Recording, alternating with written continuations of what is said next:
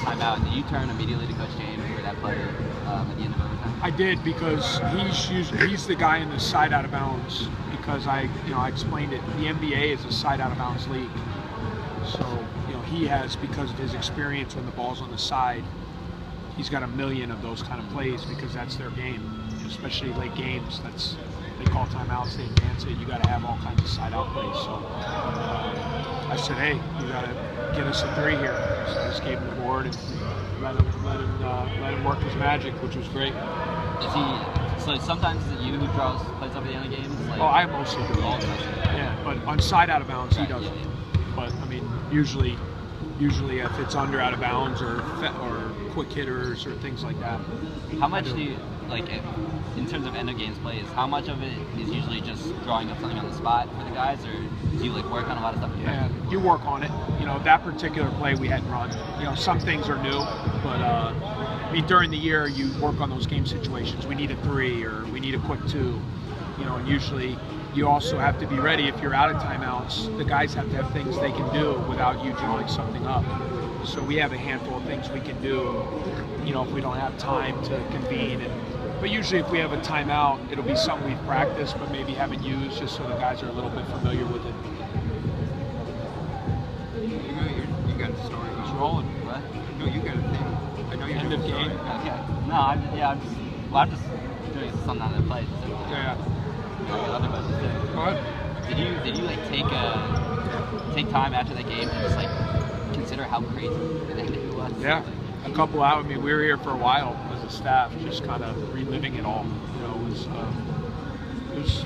I've been a part of a lot of games and a lot of crazy games. That was right up there. Just the shot making on both teams was incredible. Every time.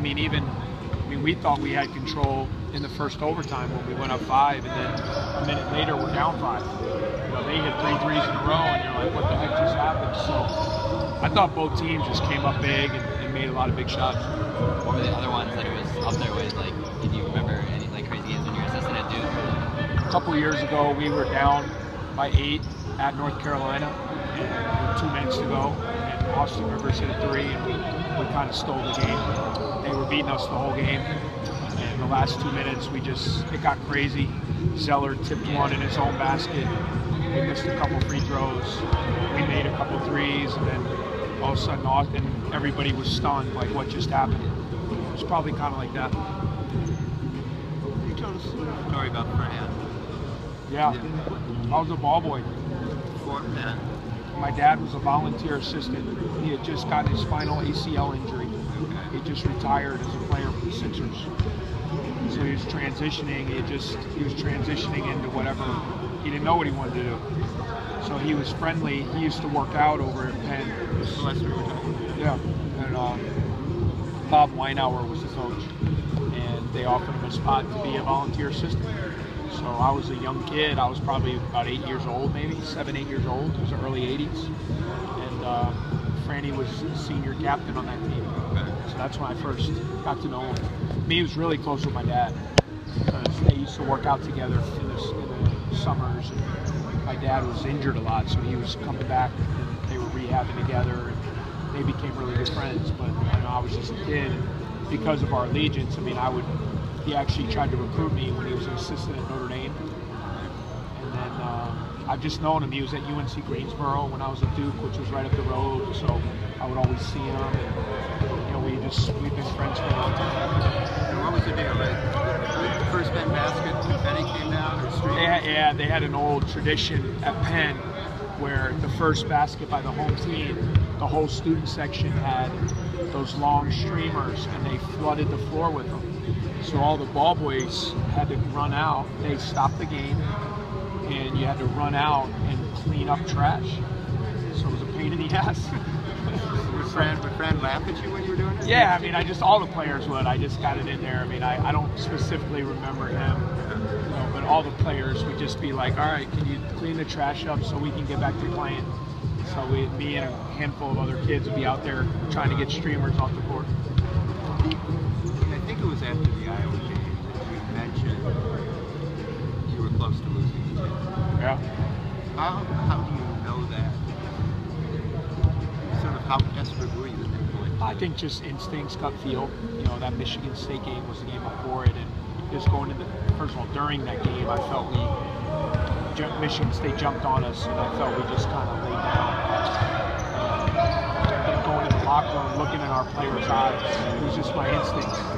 You know that we were on the edge of losing them. You know, we were right at that moment, and my instincts told me we had to do something. And so we hung out here all night, and I didn't know what the answer was, but I knew my instincts told me we couldn't keep doing the same thing because we were going to lose it.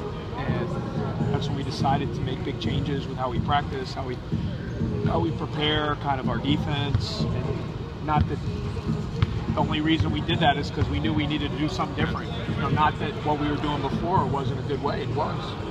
Just the pattern we were going down and the results we were getting, we had to change. And, you know, then to win, I mean, that's the ultimate. Had we then lost that game, we might have lost it.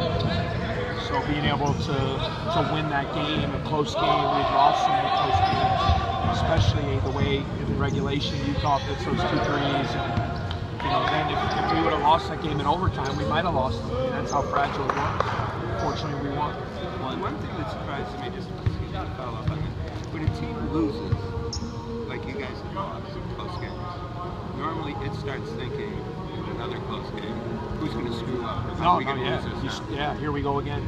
But you said that night you guys had a different look already on their faces. Well, initially they had the look, and I mean, if you ask the guys, I mean, I can just remember saying for about a minute straight, I said, we're going to win, like 15 times in a row. Because initially that was the look. You know, like, uh-oh, here we go again. And the more I kept saying it, I think they got annoyed by it. But it was kind of sinking in, like, you're right, we're not going to. But initially, that was a look of, here we go again. And that's why in that huddle, I just remember myself just saying over and over, we're going to win, we're going to win, we are going to win, we are going to win. I just kept saying it for like a minute. And then finally they started repeating me. And I don't know if that helped or anything, but that was that moment of truth that we needed to get over the hump. Is that approach of yours, we're going to win, we're going to win, we're going to win, different from your approach, say, at the end of the marathon? Maybe. Yeah, I mean, that was more kind of talking strategy, and I think in hindsight, maybe I needed to be a little bit more reassuring with those guys. I mean, you always critique yourself more than anything. How could I help them better? And, one of the things I felt if we got in those situations again, I got to give them more confidence, not just strictly talk about the strategy, but give them that belief that we could win it. And so that was kind of what I wanted to do differently, and kind of started it with that Iowa game. From a like outsider's perspective, it looked on Tuesday like the rotations in the zone were a bit different. Was that the case? Yeah, I thought Illinois did a good job of really finding some holes and getting a lot of open looks. So I thought we did a better job of kind of matching up. The more we do it, the more you kind of figure out how to be successful, and you see what people are doing against it. So, I mean, there's not a million different zone attacks. Most people have similar type strategies. So what we've tried to do is within the zone, try to find a way to match up to guys a little bit better where the holes aren't as big. Yeah, it looked like there was some like more man principles. Yeah, a little bit more matching up, and hopefully a little more awareness. We had given up so many threes, in the last couple games before that.